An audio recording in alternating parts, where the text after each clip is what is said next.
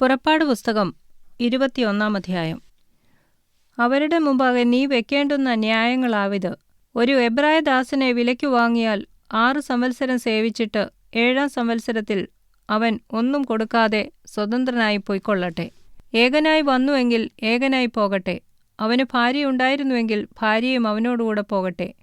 അവൻ്റെ യജമാനൻ അവന് ഭാര്യയെ കൊടുക്കുകയും അവൾ അവന് പുത്രന്മാരെയോ പുത്രിമാരെയോ പ്രസവിക്കുകയും ചെയ്തിട്ടുണ്ടെങ്കിൽ ഭാര്യയും മക്കളും യജമാനനിരിക്കണം. അവൻ ഏകനായി പോകണം.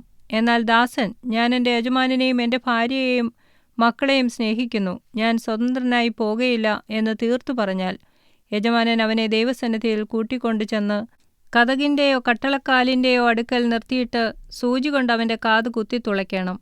പിന്നെ അവൻ എന്നേക്കും അവന് ദാസനായിരിക്കണം. ഒരുത്തൻ തൻ്റെ പുത്രിയെ ദാസിയായി വിറ്റാൽ അവൾ ദാസന്മാർ പോകുന്നതുപോലെ പോകരുത്.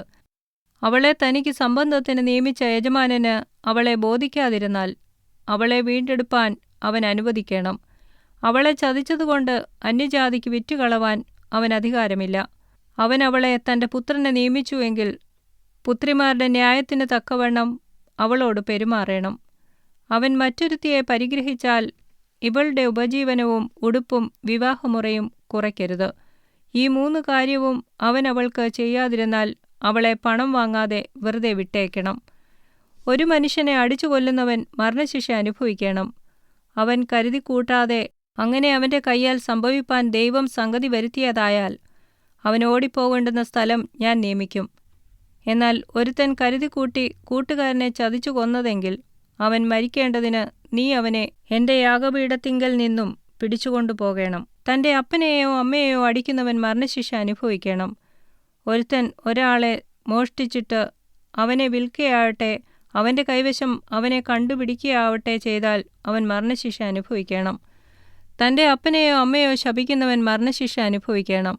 മനുഷ്യർ തമ്മിൽ ശണ്ട കൂടിയിട്ട് ഒരുത്തൻ മറ്റവനെ കല്ലുകൊണ്ടോ മുഷ്ടി കൊണ്ടോ കുത്തിയതിനാൽ അവൻ മരിച്ചു പോകാതെ കിടപ്പിലാകുകയും പിന്നെയും എഴുന്നേറ്റ് വടിയൂന്നി വെളിയിൽ നടക്കുകയും ചെയ്താൽ കുത്തിയവനെ ശിക്ഷിക്കരുത്. എങ്കിലും അവൻ അവൻ്റെ മിനക്കേടിനു വേണ്ടി കൊടുത്ത് അവനെ നല്ലവണ്ണം ചികിത്സിപ്പിക്കണം. ഒരുത്തൻ തൻ്റെ ദാസനെയോ ദാസിയെയോ തൽക്ഷണം മരിച്ചു പോകത്തക്കവണ്ണം വടികൊണ്ടടിച്ചാൽ അവനെ നിശ്ചയമായി ശിക്ഷിക്കണം.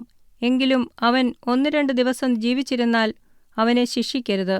അവൻ അവൻ്റെ മുതലല്ലോ. മനുഷ്യർ തമ്മിൽ ശണ്ട കൂടിയിട്ട് ഗർഭിണിയായ ഒരു സ്ത്രീയെ അടിച്ചതിനാൽ ഗർഭം അലസിയതല്ലാതെ അവൾക്ക് മറ്റൊരു ദോഷവും വന്നില്ലെങ്കിൽ അടിച്ചവൻ ആ സ്ത്രീയുടെ ഭർത്താവ് ചുമത്തുന്ന പിഴ കൊടുക്കണം. ന്യായാധിപന്മാർ വിധിക്കും പോലെ അവൻ കൊടുക്കണം. മറ്റു ദോഷം വന്നിട്ടുണ്ടെങ്കിൽ ജീവനു പകരം ജീവൻ കൊടുക്കണം. കണ്ണിനു പകരം കണ്ണ്, പല്ലിനു പകരം പല്ല്, കൈക്കു പകരം കൈ, കാലിനു പകരം കാൽ, പൊള്ളലിനു പകരം പൊള്ളൽ, മുറിവിനു പകരം മുറിവ്, തിണർപ്പിനു പകരം തിണർപ്പ്. ഒരുത്തൻ അടിച്ച് തൻ്റെ ദാസൻ്റെയോ ദാസിയുടെയോ കണ്ണ് കളഞ്ഞാൽ അവൻ കണ്ണിനു പകരം അവനെ സ്വതന്ത്രനായി വിട്ടയക്കണം. അവൻ തൻ്റെ ദാസൻ്റെയോ ദാസിയുടെയോ പല്ല് അടിച്ചു തകർത്താൽ അവൻ പല്ലിനു പകരം അവനെ സ്വതന്ത്രനായി വിട്ടയക്കണം. ഒരു കാള ഒരു പുരുഷനെയോ സ്ത്രീയെയോ കുത്തിക്കൊന്നാൽ ആ കാളയെ കല്ലെറിഞ്ഞു കൊല്ലണം. അതിൻ്റെ മാംസം തിന്നരുത്. കാളയുടെ ഉടമസ്ഥനോ കുറ്റമില്ലാത്തവൻ. എന്നാൽ ആ കാള മുമ്പേ തന്നെ കുത്തുന്നതായും ഉടമസ്ഥൻ അത് അറിഞ്ഞുമിരിക്കെ അവൻ അതിനെ സൂക്ഷിക്കായ്ക കൊണ്ട് അതൊരു പുരുഷനെയോ സ്ത്രീയെയോ കൊന്നുകളഞ്ഞാൽ ആ കാളയെ കല്ലെറിഞ്ഞു കൊല്ലണം. അതിൻ്റെ ഉടമസ്ഥന് മരണശിക്ഷ അനുഭവിക്കണം. ഉദ്ധാരണദ്രവ്യം അവൻ്റെ മേൽ ചുമത്തിയാൽ തൻ്റെ ജീവൻ്റെ വീണ്ടെടുപ്പിനായി തൻ്റെ മേൽ ചുമത്തിയതൊക്കെയും അവൻ കൊടുക്കണം. അതൊരു ബാലനെ കുത്തിയാലും ഒരു ബാലയെ കുത്തിയാലും ഈ ന്യായപ്രകാരം അവനോട് ചെയ്യണം. കാള ഒരു ദാസനെയോ ദാസിയെയോ കുത്തിയാൽ അവൻ അവരുടെ ഉടമസ്ഥന് 30 ശേക്കൽ വെള്ളി കൊടുക്കണം. കാളയെ കൊന്നുകളയുകയും വേണം. ഒരുത്തൻ ഒരു കുഴി തുറന്നു വയ്ക്കുകയോ കുഴി കുഴിച്ച് അതിനെ മൂടാതിരിക്കുകയോ ചെയ്തിട്ട് അതിലൊരു കാളയോ കഴുതയോ വീണാൽ കുഴിയുടെ ഉടമസ്ഥൻ വില കൊടുത്ത് അതിൻ്റെ യജമാനന് തൃപ്തി വരുത്തണം. എന്നാൽ ചത്തുപോയത് അവനുള്ളതായിരിക്കണം. ഒരുത്തൻ്റെ കാള മറ്റൊരുത്തൻ്റെ കാളയെ കുത്തിയിട്ട് അത് ചത്തുപോയാൽ അവർ ജീവനോടിരിക്കുന്ന കാളയെ വിറ്റ് അതിൻ്റെ വില പകുത്തെടുക്കണം. ചത്തുപോയതിനെയും പകുത്തെടുക്കണം. അല്ലെങ്കിൽ ആ കാള മുമ്പേ തന്നെ കുത്തുന്നതെന്ന് അറിഞ്ഞിട്ടും ഉടമസ്ഥൻ അതിനെ സൂക്ഷിക്കാതിരുന്നുവെങ്കിൽ അവൻ കാളയ്ക്കു പകരം കാളയെ കൊടുക്കണം. എന്നാൽ ചത്തുപോയത് അവനുള്ളതായിരിക്കണം.